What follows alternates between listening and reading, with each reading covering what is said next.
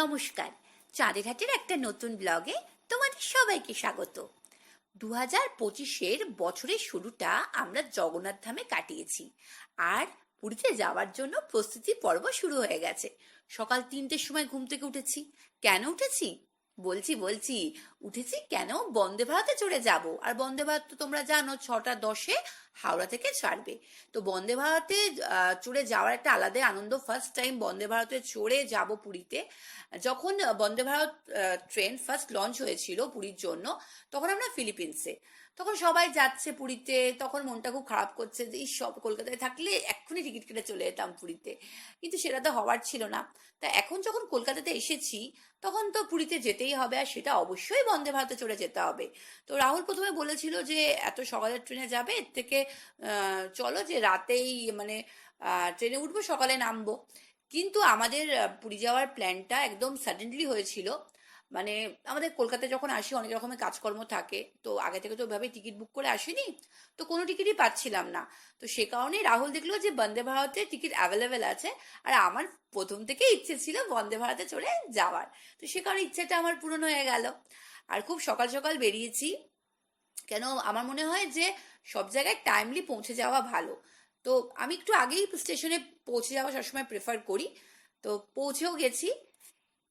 ব্যাস, বন্দে ভারত আসছে, এবার ট্রেনে উঠবো। আমার দারুণ আনন্দ হচ্ছে।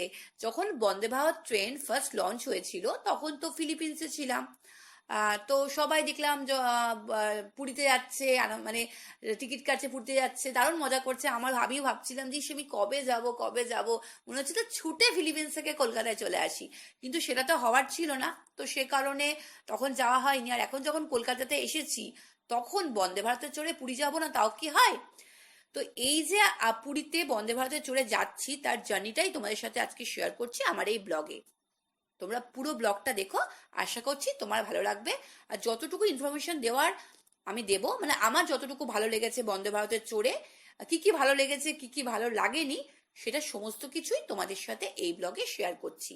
6টা 10-এ হাওড়া থেকে বন্দে ভারত ছাড়ে, আর সেটা পুরীতে পৌঁছায় 12টা 50-এ। দুপুর 12টা 50-এর মধ্যে পুরীতে তোমরা পৌঁছে যাবে। 6টা 10-এ ছাড়বে। আমি যেহেতু বাগুয়াড়িতে থাকি, তো আমার পক্ষে হাওড়া যাওয়াটা খুব একটা অসুবিধা না। মানে আমি মোটামুটি রাস্তাঘাট তো ফাঁকাই থাকে, সকালের দিকে 40 মিনিট, ম্যাক্সিমাম 40 মিনিটের মধ্যেই হাওড়াতে পৌঁছে যাওয়া যায়। কিন্তু যারা কলকাতা দূরের থেকে অনেকটা দূরে থাকে, তাদের পক্ষে এই ট্রেনটা ধরা একটু অসুবিধাজনক। এই যে ফুট রেস্টের মধ্যে সাবুসি রানী পা দিয়ে দিয়েছে, বেশ বসার জায়গাটা বেশ ভালোই পেয়েছি। ফোন চার্জার দেওয়ারও ব্যবস্থা আছে। সিটটা বেশ ভালোই পেয়েছি।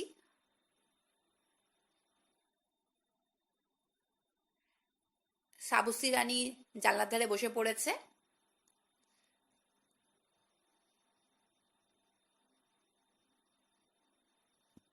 এখানে সব খাবার যখন দেবে আর কি, এই যে চার্জিং এর পয়েন্ট, তোমরা ইজিলি ফোন চার্জ দিতে পারো, বেশ সুবিধা আছে। আর হচ্ছে লাইটও আছে, তোমরা পছন্দ মতো লাইট জ্বালিয়ে নিতে পারো যখন পেপার পড়বে। আর আমি ফার্স্ট টাইম চড়ছি, আমার বেশ কিন্তু ভালো লাগছে, বেশ ভালো।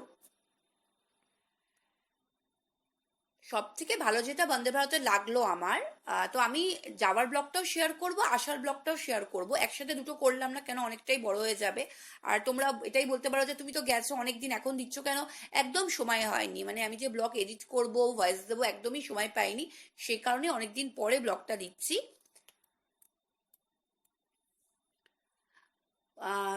খুবই নিট অ্যান্ড ক্লিন, আর সবসময় এসে পরিষ্কার করে দিচ্ছিল।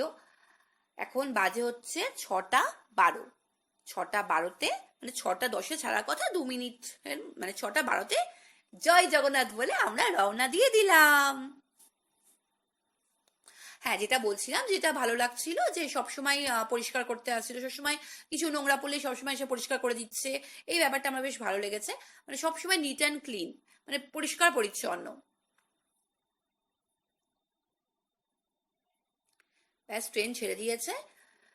আর দেখবে যখন কোথাও যাওয়ার থাকে তখন তো ঘুম হয় না। আমি তো 3টের সময় উঠবো বলে আমি তো ঘুমাইনি, আমি তো জেগেই ছিলাম। আমি জানি একবার যদি আমার চোখ লেগে যায়, আমি যদি ঘুমিয়ে পড়ি আর যদি উঠতে না পারি, ট্রেন মিস হয়ে যাবে, পুরীতে যেতে পারবো না, এটা ভয়ে ভয়ে ভয়ে ভয়ে আমি সারা রাত জেগেই ছিলাম। ভেবেছিলাম যে আমি তো বরাবরই ট্রেনে উঠে আমি ঘুমাই, তো ভেবেছিলাম ট্রেনে উঠে আমি ঘুম দেবো একটা, কিন্তু ঘুম আসছে না দেখছিলাম। একটা নতুন অভিজ্ঞতা বন্দে ভারতে চলার, বেশ ভালোই লাগছে। আর আমাদের তিনজনেরই সিট পরপর ছিল, তো এক একজন আবার পেয়েছে দুজনের, মানে দুজন একদিকে দুজন একদিকে দুজন, কিন্তু আমাদের যেহেতু আমরা তিনজন, আমাদের সিটটা তিনজনের পরপর উঠেই পেপার পেয়ে গেলাম।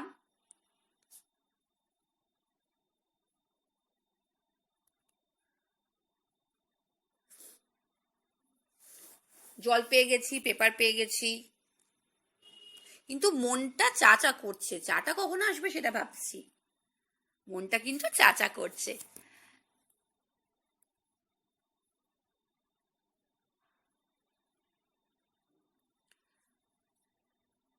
পা রাখার একদম সুবন্দোবস্ত আছে সিটের সাথে, বেশ আরাম করে পা রেখে তুমি রিল্যাক্স মুডে বসে পেপার পড়তে পারো। ফার্স্টে উঠেই জল পেয়ে গেছি, পেপার পেয়ে গেছি, এবার চা চা করছে, কখন চা আসবে সেটাই ভাবছি। আর দেখবে ট্রেনে উঠলেই না মনে হয় এটা খাই সেটা খাই, আমার তো মনে হয়, আমার মতো কাদের কাদের মনে হয় যে ট্রেনে উঠে এটা খাই সেটা খাই, কমেন্টসে জানিও। আমার তো বেশ ভালো লাগে ট্রেনে মুখ চালাতে, সেই ছোটবেলার অভ্যেস। ব্যাস চা চলে এসেছে, কিন্তু আমি এটা মানে দুধ চা, মানে রেডিমিক্স চা, মানে জাস্ট গরম জল দিলে হয়ে যাবে, তো আমি এই চা খাবো না, আমি সেজন্য বললাম আমাকে কফি দিতে। কারণ আমি সবসময় একটু ব্ল্যাক কফি পছন্দ করি, আমি আমি হ্যাঁ আমি লিকার চা খাই, বাট ব্ল্যাক টি খাই, কিন্তু আমি এটা খাবো না, তো ওরা বললো ঠিক আছে আমি দিয়ে দিচ্ছি, কফিটা নেবো, তার সাথে বিস্কিট দিয়েছে।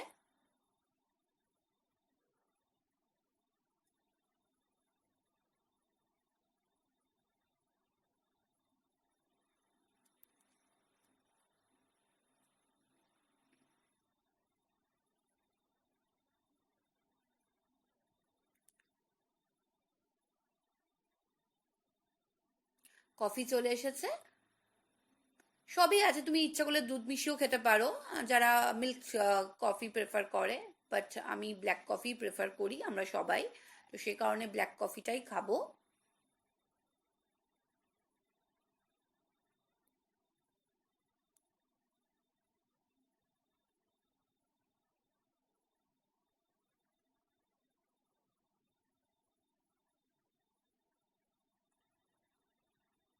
দেখবে কোথাও ঘুরতে যাওয়ার সময় কিন্তু বেশ আনন্দই লাগে, কিন্তু ফেরার সময় ততটাই মনটা খারাপ লাগে, যাওয়ার সময় বেশ আনন্দ করতে করতে আমরা যাচ্ছি।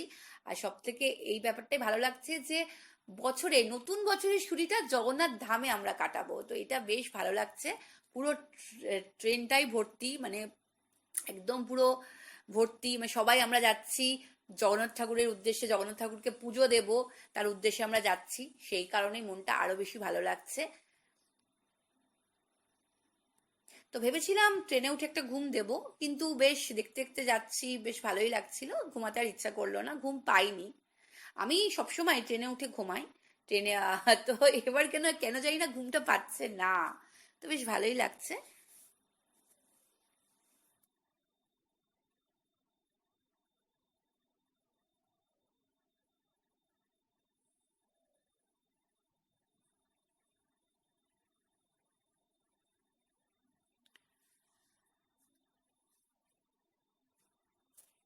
প্রথমে হাওড়া থেকে যখন ট্রেন ছাড়বে, প্রথমে আসবে খড়গপুর জংশন, তারপর বালাসোর, তারপর Bhadrak, Jajpur Keonjhar road, Cuttack, Bhubaneswar, Khurda road junction, Puri.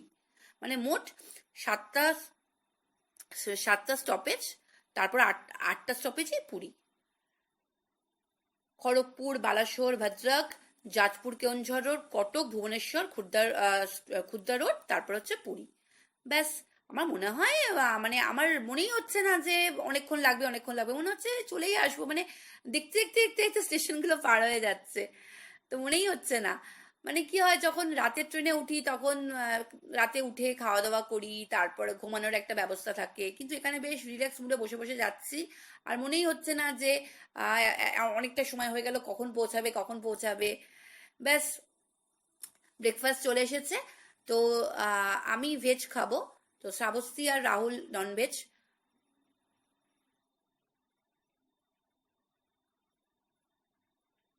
সবকিছুই দিয়ে দিয়েছে, স্যানিটাইজার থেকে শুরু করে সবকিছুই এখানে দেওয়া আছে। প্রথমে হাত ভালো করে ক্লিন করে নাও, তারপর ব্রেকফাস্ট করো। মানে 6টা 10-এ ছেড়েছে, মানে আর পৌঁছাবে 12টা 50-এ। তো খুব একটা বেশি সময় না, দেখতে দেখতে অনেকটা সময় কেটে গেল। বাটার দিয়েছে, জ্যাম দিয়েছে, নুন আছে, চিনি আছে, একটা কেক দিয়েছে। আর চিনিটা দিয়েছে এই কারণেই, যদি ব্রেডের সাথে অনেকে চিনি দিয়ে খায়, কেউ জ্যাম দিয়ে প্রেফার করে, মানে কেউ বাটার চিনি দিয়ে প্রেফার করে, তার জন্য দিয়েছে। কেক দিয়েছে, এর মধ্যে ব্রেড আছে।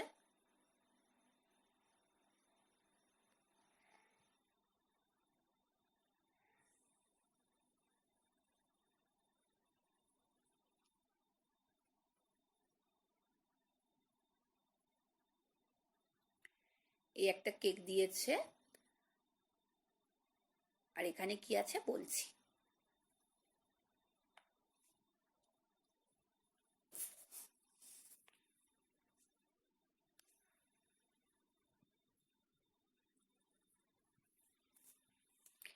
এখানে ফ্রেঞ্চ ফ্রাইস আছে, বয়েলড পিস আছে। এটাই মনে হয় দিয়েছে নুন দিয়ে খাওয়ার জন্য। নুন দিয়েছে, তারপরে গোলমরিচের গুঁড়ো, ব্ল্যাক পেপারও আছে। তো এটা এটা দিয়েই খাওয়ার জন্য দিয়েছে আর কি। যাই হোক, ভালোই ব্রেকফাস্ট দিয়েছে।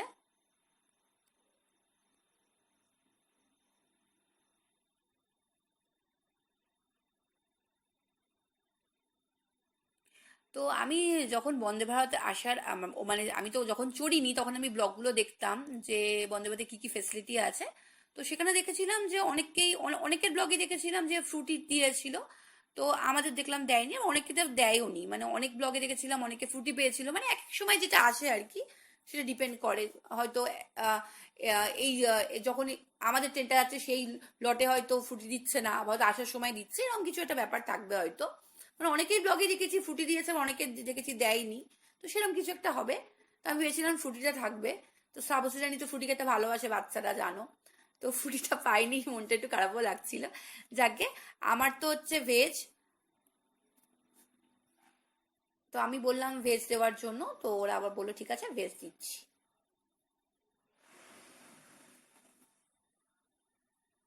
ভেজে তোমার সবই এক, শুধুমাত্র অমলেটের বদলে মানে নন ভেজে অমলেট দেওয়া হয়, আর ভেজে অমলেটের বদলে ওই আর কি চপ দেওয়া হয়। তো আমি ভেবেছিলাম পনিরের চপ দেবে, পনিরে না ভেজিটেবল চপ দিয়েছিল, খারাপ ছিল না খেতে। এমনি খাবার কোয়ালিটিও ভীষণ ভালো, খারাপ না, ভালো লেগেছে।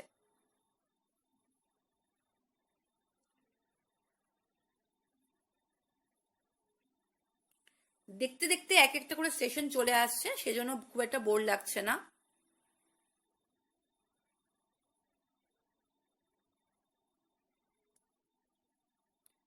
মাত্র তো 7টা স্টেশন, তারপরেই পুরী।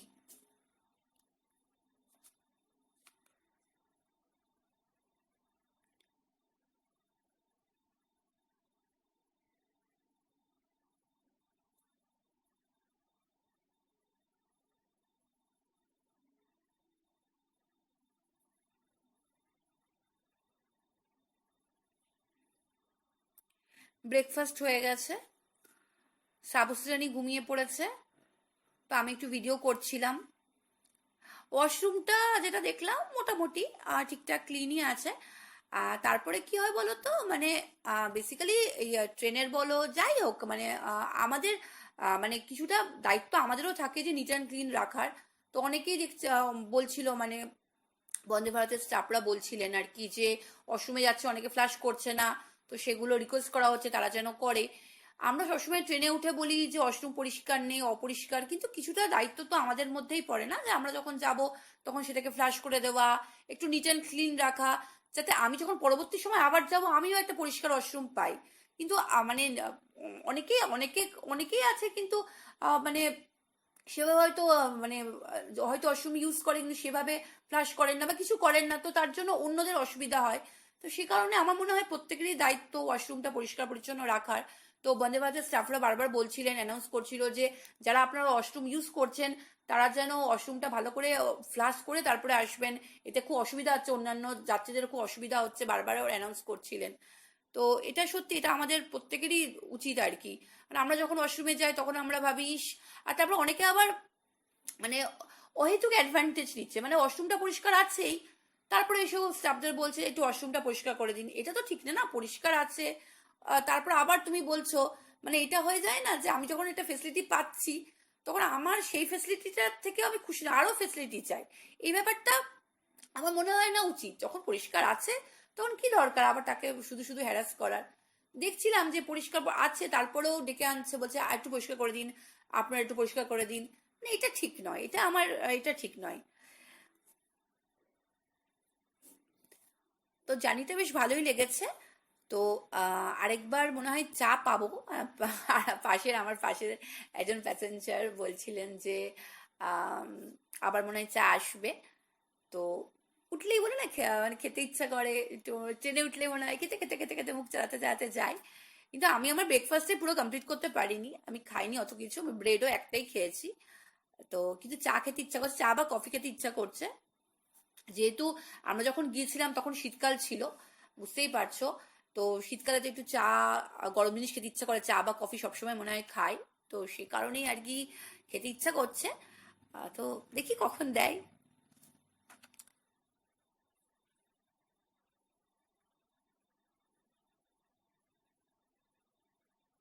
আমার তো বন্দে ভারতে চড়ে পুরী যেতে বেশ ভালোই লাগলো। আমার মনে হয় যে রাতের ট্রেনে যাওয়ার থেকে এই সকালবেলা যাওয়াটাই ভালো।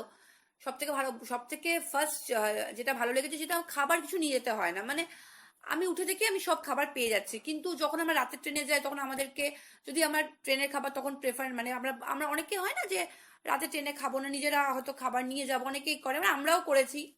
আহ নিজেরা খাবার নিয়ে গেছি। তো সেটার একটা টেনশন থাকে কি খাবার নেবো, সেটা প্যাক খাবার নেওয়া প্যাক করা। কিন্তু এখানে আমার মনে হয় কোনো রকম প্রবলেম নেই, সকালে উঠে ট্রেনে বসে পড়ো, তোমাকে সব ট্রেন থেকেই প্রোভাইড করবে, আর খাবার কোয়ালিটিও ভীষণ ভালো। তারপর তুমি একদম পুরীতে পৌঁছে যাও নিশ্চিন্তে। বেশ গল্প করতে করতে পৌঁছে গেলে তোমাকে ঘুমাতেও হলো না। আর সেখানে আবার ওঠো, ঘুমাও, বিছানা ঠিক করো, আবার ঘুমাও। তো ট্রেনে আমার খুব একটা ঘুম আসে না, ভয়ও লাগে, যাই হোক। তো কিন্তু এখানে বেশ সুন্দর জার্নি, মানে গল্প করতে করতে করতে আমরা পৌঁছে যাচ্ছি, আর কিছুক্ষণের মধ্যে পৌঁছে যাব। আর বেশ আনন্দ হচ্ছে কখন সমুদ্রটাকে দেখবো, বেশ আনন্দ লাগছে। পুরীতে আমাদের তোমাদের প্রথমেই বললাম যে সাডেনলি আমাদের প্ল্যান হয়েছিল পুরীতে যাওয়ার, তো সেজন্য আমরা হোটেল পাচ্ছিলাম না। তো আমরা দুটো হোটেল বুক করেছিলাম, দুদিন একটা হোটেলে থাকবো আর আরো দুদিন একটা হোটেলে থাকবো, কিন্তু মানে একদিনে হয়নি কেন, অ্যাভেলেবেল ছিল না। তো দুদিনের জন্য একটা হোটেল পেয়েছিলাম, আরো দুদিনের জন্য অন্য হোটেল বুক করেছি। তো সেই হোটেলে গিয়ে কি কি প্রবলেম ফেস করেছি আর কি কি সুবিধা পেয়েছি সবকিছু তোমাদের সাথে পরের ব্লগে শেয়ার করছি। তো মোটামুটি একদম ঠিকঠাক টাইমে পৌঁছে দিয়েছে, 12টা 50 বাজে। তো মোটামুটি খুব একটা লেট কিন্তু করেনি। তো বন্দে ভারতে করে এলে কিন্তু একদম মানে মানে টাইমলি পৌঁছে যাবে পুরীতে। তোমাদের সাথে পরের ব্লগে পুরীতে কোন হোটেলে আমরা ছিলাম, সেখানে কি ফেসিলিটি পেলাম কি ফেসিলিটি পেলাম না, তোমরা কি সেই হোটেলে গিয়ে যেতে পারো, আমি কি তোমাদের সাজেস্ট করতে পারি সেই হোটেলে যাওয়ার, তাহলে নিশ্চয়ই সেটা পরের ব্লগে জানাবো। তো বন্দে ভারতে চড়ে আমার এই পুরীতে যাওয়ার জার্নিটা কেমন লাগলো কমেন্টসে জানিও। আর আমার তো ভীষণ ভালো লেগেছে। আমি আবার বন্দে ভারতে করে পুরী যাব, খুব তাড়াতাড়ি যাব। চলে এসেছি। জয় জগন্নাথ।